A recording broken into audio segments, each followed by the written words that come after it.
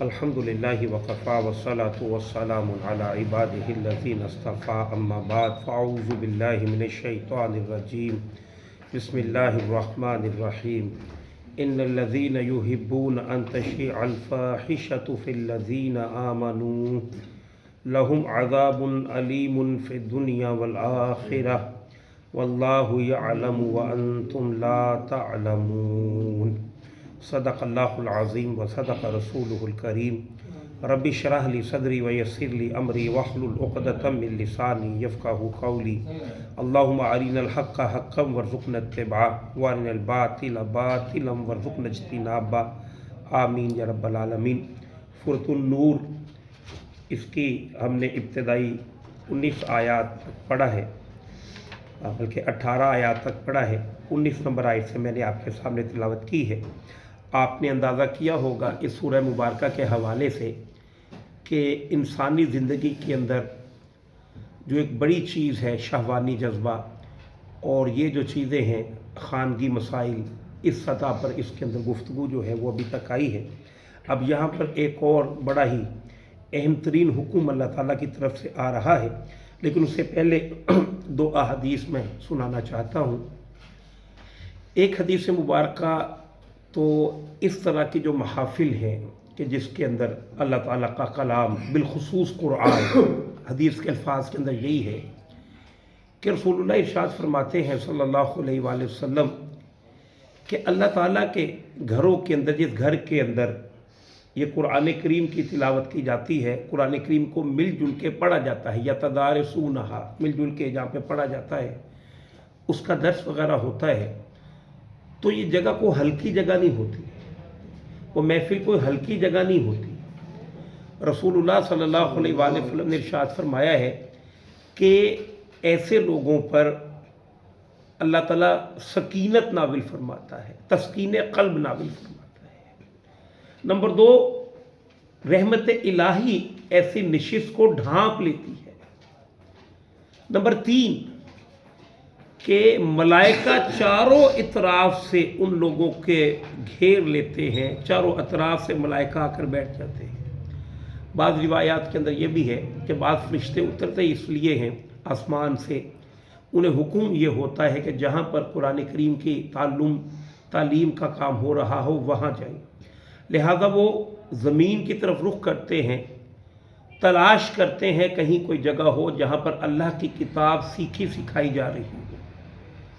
تو جیسے ہی ان میں سے کسی ایک کو بھی ایسی جگہ نظر آتی ہے تو وہ سارے فرشتوں کو آواز دیتا ہے کہ آ جاؤ، ہمارے مطلوب جو ہماری جگہ ہے وہ یہ ہے، آ گئی۔ اور آخری بات جو ہے وہ اہم ترین، کہ اللہ سبحانہ و تعالیٰ ایسے لوگوں کا تذکرہ اپنے ملائے اعلیٰ کی مجلس میں کرتا ہے، یعنی یہاں پہ ہم اللہ کا تذکرہ کرتے ہیں، اللہ تعالیٰ اپنی شان کے مطابق اس سے بہتر مجلس میں آپ کا اور میرا تذکرہ کرتا ہے، تو کوئی چھوٹی بات نہیں ہے۔ دوسری حدیث مبارکہ یہ ابی داؤد میں آئی ہے، رسول اللہ صلی اللہ علیہ وآلہ وسلم نے ارشاد فرمایا ہے کہ قرآن کریم کی ایک آیت کو سمجھ کے پڑھ لینا، کتنی آیات کو؟ ایک آیت کو سمجھ لینا، فرمایا 100 نفل نماز ادا کرنے سے بہتر ہے۔ کتنا؟ 100 نفل ادا کرنے سے بہتر ہے۔ تیسری بات، حضور صلی اللہ علیہ وآلہ وسلم نے اس ضمن میں یہ تعلیم فرمائی ہے، اور یہ امت کا فریضہ بھی ہے، کہ ایسے کام کے اندر خود پارٹیسپیشن کرنی چاہیے، ایکٹیو ہونا چاہیے، لوگوں کو اس کام کے لیے انوائٹ کرنا چاہیے۔ اس میں یہ ہوگا کہ جو کوئی شخص بھی آپ کی وجہ سے اس خیر کے کام میں شامل ہو جائے، کچھ خیر سمیٹ لے، تو جتنا اجر اس کو ملے گا وہ آپ کو بھی ملے گا۔ ایک موقع پر اللہ کے نبی صلی اللہ علیہ وآلہ وسلم نے، رسول اللہ صلی اللہ علیہ وآلہ وسلم نے جناب علی رضی اللہ تعالیٰ عنہ کو کہیں پر بھیجا، تو فرمایا کہ جہاں پر جا رہے ہیں پہلے اللہ کا پیغام سنائیے گا، اور فرمایا کہ اے علی، اگر آپ کی وجہ سے ایک شخص بھی راہ راست پر آ جائے راہ ہدایت پر آ جائے، فرمایا وہ آپ کے لیے سرخ اونٹوں سے بہتر ہے۔ عرب کے اندر جو سواریاں تھیں ان میں سب سے قیمتی سواری سرخ اونٹ تھا، اور ظاہر ہے کہ معاشرے کے اندر جو چلن ہو اس کی طرف انسان کا رخ ہوتا ہے۔ آج جو بڑی بڑی فراریز ہیں، بڑی بڑی جو گاڑیاں ہیں، ان کی طرف رجحان ہوتا ہے انسان کا کہ نہیں ہوتا ہے؟ اسی طرح اس دور کے اندر بھی یہ رجحان تو ہوگا کہ اتنی بڑی دولت ہے سرخ اونٹنیاں، تو فرمایا ان کو حاصل کر لینے سے بھی بہتر ہے اگر آپ کی وجہ سے کوئی ایک شخص راہ راست پر آ جائے۔ تو دو باتیں اس ضمن میں، ایک تو یہ کہ آنے والے اس کام کو ہلکا نہ سمجھیں، بلکہ یہ بڑا ہی بھاری کام ہے۔ الحمدللہ میزان کے اندر اس کا وزن ہوگا جس روز نامہ اعمال تولے جائیں گے انشاءاللہ العزیز۔ دوسرا کہ اس مجمع کو جتنا بڑھا سکیں، جس کسی ایک کو بھی لا سکیں تو تھوڑی سی کوشش کریں تو انشاءاللہ العزیز یہ مزید مینٹین جو ہے وہ ہو جائے گا۔ اب آ جائیے اپنی آیات کی طرف۔ اللہ تعالیٰ فرماتے ہیں کہ ان الذین یحبون، بے شک وہ لوگ جو پسند کرتے ہیں، ان تشیع الفاحشۃ فی الذین آمنوا، کہ مسلمانوں میں بے حیائی پھیلے، لہم عذاب علیم فی الدنیا والآخرہ، ان کے لیے دنیا و آخرت کے اندر دردناک عذاب ہے۔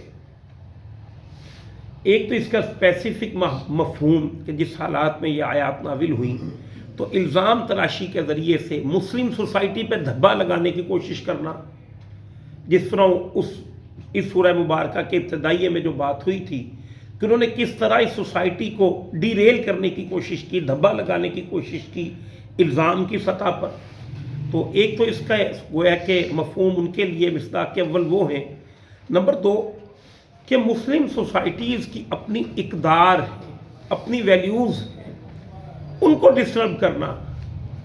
دیکھیے اسلامک اسٹیٹ کی سب سے امتیازی چیز، اسلامی معاشرے کی سب سے امتیازی چیز حیا ہے۔ حضور صلی اللہ علیہ وآلہ وسلم نے ارشاد فرمایا ہے کہ ہر دین کا کوئی نہ کوئی امتیازی وصف ہوا کرتا ہے، اور میرا دین یعنی دین اسلام کا امتیازی وصف حیا ہے۔ اب کچھ باتوں کے ذریعے پھر ایک حدیث کے اندر اللہ کے نبی نے یہ بھی ارشاد فرمایا، الحیاء والایمان قرنا جمیعا، حیا اور ایمان دونوں ہی ساتھ ساتھ ہیں۔ فَإِذَا رُفِعَ أَحَدُهُمَا رُفِعَ الْآخَرُ، اگر ان دونوں میں سے ایک رخصت ہو تو دوسرا خود بخود ہی رخصت ہو جاتا ہے۔ گویا حیا گیا تو ایمان گیا، اور جیسے ہی ایمان گیا تو بے حیائی آ گئی۔ یہ دونوں چیزیں ایک دوسرے کے ساتھ لازم و ملزوم ہیں۔ لہذا اس آیت کے ذیل کے اندر ہر وہ انفرادی شخص بھی یقیناً آ جائے گا کہ جس کی تنہائی جو ہے وہ بے حیائی پر گویا کہ گزر رہی ہے، یہ انفرادی حیثیت میں۔ دوسرا خاص طور پر جن لوگوں کے ذریعے سے معاشرے کے اندر بے حیائی پھیلے، ظاہر ہے کہ آج کے دور کے اندر تو آرٹ اور کلچر اور ثقافتی طائفے کے عنوانات سے یہ جو انسٹیٹیوٹ ہیں بے حیائی کے، انہوں نے بڑی بڑی شکلیں اختیار کر لی اور بڑے بڑے ادارے بن گئے ہیں۔ یہ سارا کا سارا میڈیا اور اس کے اندر خاص طور پر فلمیں، ٹی وی ڈرامے، ان کا مقصد معاشرے کے اندر بے حیائی کو ہی پھیلانا ہے۔ پھر اس طرح وہ تمام ہوٹلز کہ جس کے اندر مخلوط محافل، وہ تمام ڈانس کلب کہ جس کے اندر ایک ولگریٹی جو ہے اس کو پروموٹ کیا جاتا ہے، وہ سارے کے سارے کو ایجوکیشن کے انسٹیٹیوٹس کہ جس کے اندر خواتین، مرد اور بچے جو ہیں، مرد بھی اور خواتین بھی مل جل کے پڑھتے ہیں کالجز، یونیورسٹیز کے اندر، اور پھر وہاں پر نئے نئے معاشقے، نئے نئے اسٹینڈرڈز بنتے ہیں۔ اس کے ذیل کے اندر وہ سارے لکھاری بھی آ جائیں گے کہ جو اپنی تحریروں کے اندر ایسی بے حیائی والی باتیں لکھتے ہیں جس سے لوگوں کے سفلی جذبات کو ابھارا جائے۔ تو یہ سارے کے سارے اللہ تعالیٰ ارشاد فرماتے ہیں کہ جو لوگ یہ خواہش رکھتے ہیں کہ مسلمانوں کے مابین بے حیائی پھیلے، لہم عذاب علیم، ان کے لیے دردناک عذاب ہے، فی دنیا والآخرہ، دنیا میں بھی اور آخرت میں بھی۔ گویا دنیا کے اندر بھی اسلامک اسٹیٹ سے یہ اسلام کی ایکسپیکٹیشنز ہیں کہ وہ تمام بے حیائی کے اڈوں پر قدغنیں لگائے، وہ ایسے سینسر بورڈز بنائے کہ جس کے اندر بے حیائی کو پروموٹ کیا جا رہا ہے اس پر قدغن لگ سکے، وہ ایسے ایجوکیشن سینٹرز بنائیں کہ جس کے اندر مرد اور خواتین علیحدہ علیحدہ اپنے دائرۂ کار کے اندر تعلیم حاصل کریں، وہ ایسے آفیسز پرووائڈ کریں، ایسے آفیسز بنائیں کہ جس کے اندر خواتین اور مرد ایک ساتھ بیٹھ کے آفس کے اندر کام نہ کریں۔ اور آپ نے باتیں سنیں تو اسے کہتے ہیں رجعت پسندی ہے، یہ تو پرانے دور کی باتیں ہیں، لیکن آپ سبھی حضرات مرد ہیں، مجھے بتائیے گا کیا میاں اور بیوی، مرد اور معاف کیجیے گا، مرد اور خاتون کے مابین آپ اکٹھے بیٹھے ہوں، یہ جو ایک اسپیسیفک تعلق ہے اس کے علاوہ بھی کوئی تعلق ہوتا ہے؟ مجھے بتائیے، اور کوئی ہوتا ہے تعلق؟ کہیں گے آپ کے یہ تو پرانے دور کی باتیں کر رہے ہیں، یہ رجعت پسندی ہے۔ آپ سب کو مشاہدہ ہے نا کبھی خواتین کے ساتھ آپ سفر کر رہے ہوں، آپ کے آس پڑوس میں خواتین ہیں، آپ کہیں پہ جاب کرتے ہیں، آپ نے یہ مجھے یاد ہے کہ ہمارا یسوئی گیسٹ آفس کے اندر وہ ایم اے عالم روڈ پہ آج سے کچھ 7-8 برس پہلے پیٹرول پمپ، وہاں کا بھی ہمارے لیے تیل ڈلوانے کے لیے الاؤ ہو گیا، تو وہاں پر پیٹرول ڈالنے والی جو تھی خاتون تھی، ہم سب لوگ وہیں پہ جاتے تھے۔ یہ کوئی رجعت پسندی کی باتیں نہیں ہیں، اللہ تعالیٰ نے مرد اور عورت کے مابین ایک شدید ترین اٹریکشن رکھی ہے، وہ اپنے طرف ایک دوسرے کو کھینچتے ہیں، اور یہ اٹریکشن اس بنیاد پہ اللہ تعالیٰ نے رکھی ہے تاکہ نسل انسانی کا قافلہ پروان چڑھ جائے۔ اسی جذبے کی تسکین کے لیے انسان شادی کرتا ہے، اور جیسے ہی شادی آ گئی تو اس میں اس بات کو بھی ملحوظ خاطر رکھیں کہ بے حیائی سے جان چھڑانے والی شے نکاح ہے، شادی ہے۔ اب ہمارے ہاں سوسائٹیز کے اندر، شہروں کے اندر 30 برس تک شادیاں نہیں ہوتی، اور بچہ جو ہے وہ بالغ ہو گیا 12-13 سال کی عمر کے اندر۔ اب اس کا نتیجہ یہ پھر نکلتا ہے کہ وہ خیالات دل کے اندر جو ہیں وہ برے پیدا ہوتے ہیں، انسان اپنے اسی جنسی جذبے کی تسکین کے لیے ناجائز دوستیاں گانٹتا ہے۔ تو حضور صلی اللہ علیہ وآلہ وسلم نے جو نظریہ عطا فرمایا ہے اس کے اندر نکاح کو آسان کرنا ہے، زنا کو مشکل بنانا ہے، کیونکہ اگر نکاح مشکل ہوگا تو زنا آسان ہو جائے گا۔ یہ جذبہ ہے، یہ اپنا راستہ چاہتا ہے، لہذا نکاح، اور آج کے دور کے اندر خاص طور پر شہری دنیا کے اندر، اور اس میں بھی خاص طور پر پنجاب کے اندر، تو جس قدر مشکل شادی ہو گئی ہے کہ عام بچی کی شادی پہ 20 سے 25 لاکھ روپیہ غریب آدمی کو چاہیے کہ نہیں؟ اب مجھے بتائیں، جس کی 4 بچیاں ہیں، ان 4 بچیوں کی شادیاں کرنے کے لیے اسے 1 کروڑ روپیہ درکار ہے۔ اگر وہ کوئی بڑا آفیسر بھی ہے نا تو 1 کروڑ روپیہ نکالنا اس کے لیے آسان نہیں ہے۔ لہذا جیسے ہی بچی پیدا ہوتی ہے چہرے سیاہ پڑ جاتے ہیں۔ کیوں پڑتے ہیں؟ اسی وجہ سے پڑھتے ہیں کہ اب میں کروں گا کیا، اس کو بیاؤں گا کیسے؟ اللہ کے نبی صلی اللہ علیہ وآلہ وسلم نے جو تعلیم فرمائی ہے اس تعلیم کے اندر کسی درجے میں کسی بارات کا کوئی تصور نہیں، کسی جہیز کا کوئی تصور نہیں۔ ہاں، آپ کے پاس اگر جائیداد ہے تو اس کا حصہ اسے دیں۔ یہ بھی بدقسمتی ہے کہ مکان وغیرہ بنائے وہ تو بیٹوں کے ہیں، اور جو دیندار طبقہ ہے اس کے ہاں خرابی یہ پیدا ہو گئی کہ جائیداد میں حصہ بھی نہ دیا، جہیز بھی نہ دیا۔ یہ اس سے بڑی لعنت ہے۔ اس سے تو اچھا پھر وہ نظام ہے کہ جو جہیز تو دے رہا ہے بچیوں کو، تو ایک طرف تو جہیز کو بدعت کہا، ناجائز کہا، دوسری طرف جائیداد میں حصہ بھی نہیں دیا، یہ اس سے بڑی لعنت بن گئی۔ تو زندگیوں کو اس طرز پر بسر کرنا چاہیے کہ جس طرز پر رسول اللہ صلی اللہ علیہ وآلہ وسلم نے عطا فرمایا ہے۔ نمبر 2، اسلام کے اندر جب شادی ہوتی ہے تو خاتون پہ 1 روپے کا بھی خرچ اللہ کے رسول نے نہیں رکھا، 1 روپے کا خرچ بھی۔ عالموا ھذا النکاح فی المساجد، دیکھو اپنے نکاح جو ہے ان کا اعلان عام کیا کرو اور مسجدوں کے اندر اس کا اہتمام کیا کرو۔ میں نے کئی ایسے نکاحوں کے اندر شمولیت کی ہے، مسجد کے اندر گئے ہیں، وہیں پہ نکاح ہوا، وہیں سے زیادہ انہوں نے ایک ایک رسگلہ دیا اور سارے کے سارے لوگ واپس چلے گئے۔ کئی ایسے نکاح آپ نے بھی اٹینڈ کیے ہوں گے۔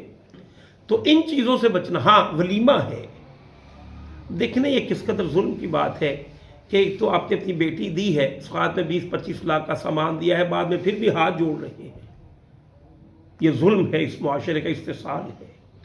بہرحال بے حیائی کے سارے کاموں پر اللہ تعالیٰ نے قدغن لگائی ہے۔ واللہ یعلم وانتم لا تعلمون، اللہ جانتا ہے تم نہیں جانتے، یعنی اللہ سبحانہ و تعالیٰ کے علم میں ہے کہ اس بے حیائی کی وجہ سے جہاں جہاں تک اس کے اثرات پہنچتے ہیں تم نہیں جانتے، اس کا کچھ نہ کچھ شائبہ حاصل ہو سکتا ہے۔